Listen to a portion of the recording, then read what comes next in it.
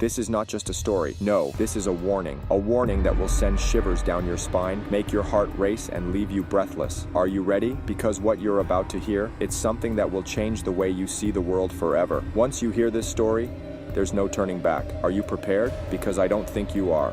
He killed 100 kids for no reason. Javed Iqbal. Pakistani Lucifer.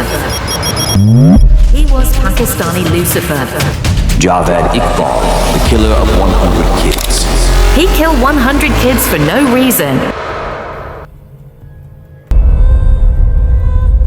Year was 1999. Lahore, Pakistan, a city bustling with life. Streets crowded with people, children laughing, vendors calling out, families walking by. It seemed like an ordinary day, but beneath the surface, something dark was stirring. A terror was waiting to shatter that peace, and no one knew it yet. No one knew that a nightmare was about to unfold that would haunt this city forever. November 22nd, 1999. It started like any other day. A package, an unassuming little thing, arrived at the offices of Daily Jang. No one thought much of it. Packages like these came in every day, some filled with news clippings, others with complaints, just another ordinary delivery. But when the editor, Naeem Hashmi, opened it, his heart stopped. Inside, photographs, pictures of children.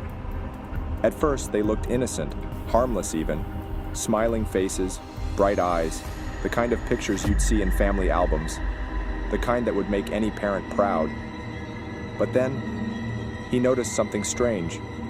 Along with the photos, there was a letter so chilling, so twisted, that even the bravest men would tremble at the thought of reading it. As Naeem read, his hands began to shake, and the words were,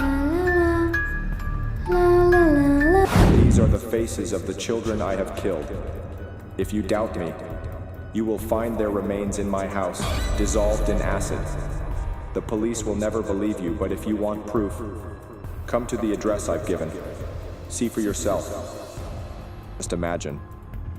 The words, they were almost too horrible to comprehend. But it wasn't a prank. It wasn't a joke. This was a threat, a promise, and it was real. Naeem Hashmi didn't hesitate.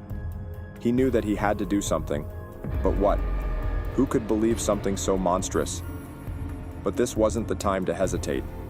This was a story that had to be told, a truth that had to come out. And so, he passed the case to Jamil Chishti, a reporter known for his courage, his ability to dig deep, to uncover what others couldn't or wouldn't. Jamil wasted no time. He took the address from the letter and set off immediately, his heart pounding in his chest.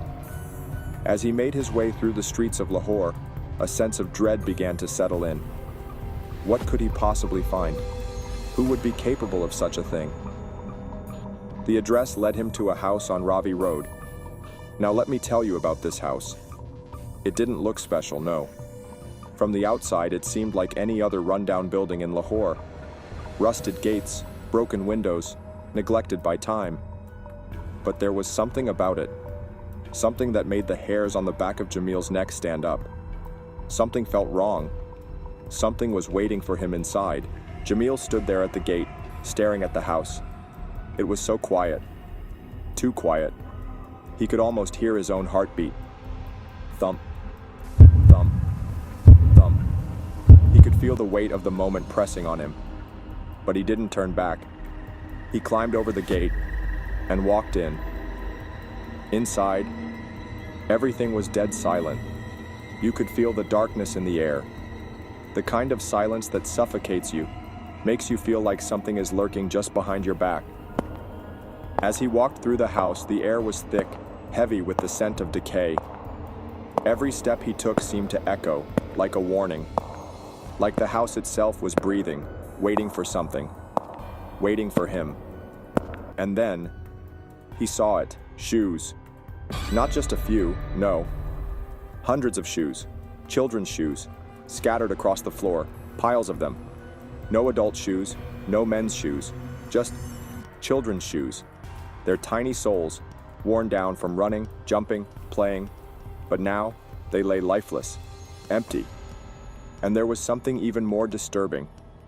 Hanging on the walls of this house were the very same photographs, the same smiling faces, the children from the pictures, their eyes staring at Jamil, as if they were pleading with him, pleading for help. Jamil's hands trembled as he looked around. He wanted to leave, to run, but he couldn't.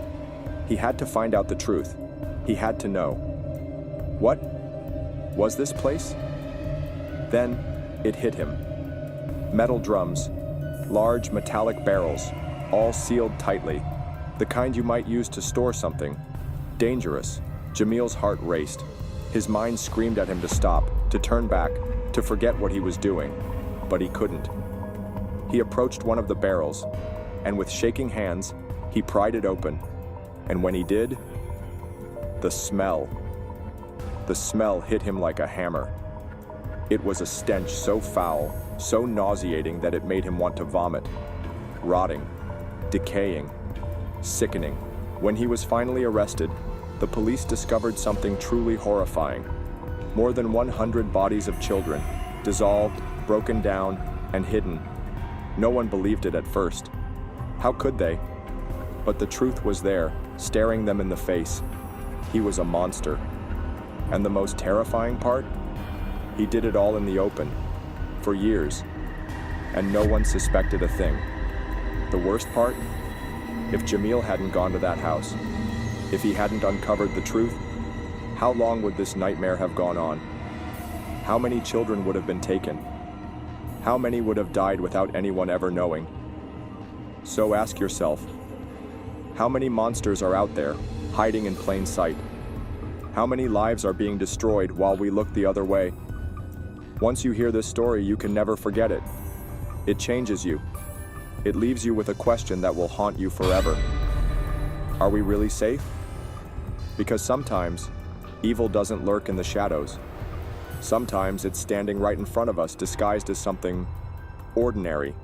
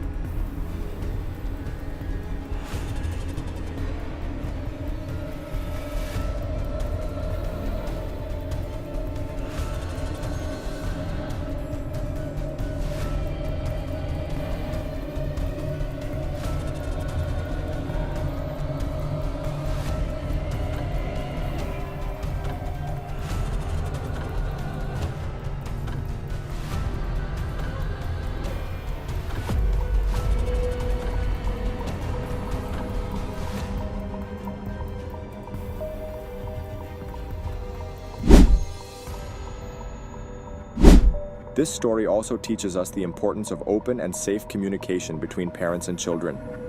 In today's world, it is every parent's responsibility to educate their children about the difference between good touch and bad touch.